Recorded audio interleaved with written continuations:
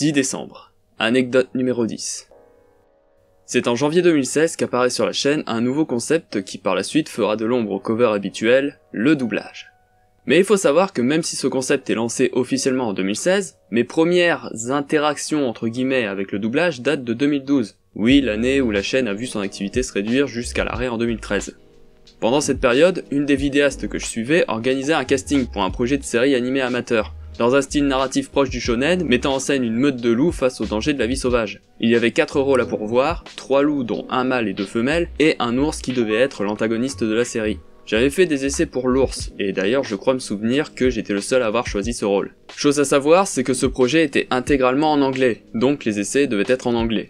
Et autre chose également, c'est que j'avais demandé à la vidéaste si ça ne la dérangeait pas que je donne un accent français à son personnage, ce qu'elle a approuvé en précisant qu'elle était française elle-même. Je ne vous raconte pas la surprise à double tranchant en sachant ça. Le casting terminé, elle poste une vidéo listant les gens retenus pour les rôles, et vous le voyez venir, ayant été le seul à avoir participé pour le rôle de l'ours, j'avais été choisi d'office pour celui-ci. Mais le hic, c'est que le projet n'a jamais vu le jour. De même que depuis, toute trace de ce projet a disparu de sa chaîne et elle n'a plus donné signe de vie, même sur ses réseaux sociaux pour vous dire. Néanmoins, en 2015, je découvre que Nessie, que je connais dans la vraie vie et qui est surtout connue pour être une des scénaristes et voix récurrente des résumés foireux, faisait du doublage et pas que sur YouTube. J'ai parlé d'un déclic dans l'anecdote d'hier. Et bien celui-ci est venu en décembre lorsque j'avais appris qu'elle avait participé à un court-métrage du nom de Mishima Seiko, dont elle est la voix de la protagoniste et qui a été diffusé sur France 3 vers 3h du matin. Je me rappelle m'être dit le lendemain une phrase du genre « Pourquoi pas moi ?»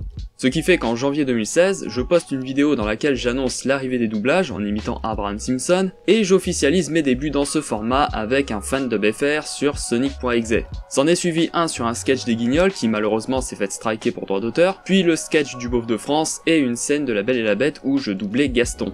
Puis vint le mois de mars qui voit l'apparition de mes premiers doublages sur Abraham Simpson, un personnage qui me suivra pendant un bon moment et qui encore aujourd'hui reste présent dans mon esprit. Et je suis pas prêt de partir, vous verrez, un de ces jours je reviendrai et je...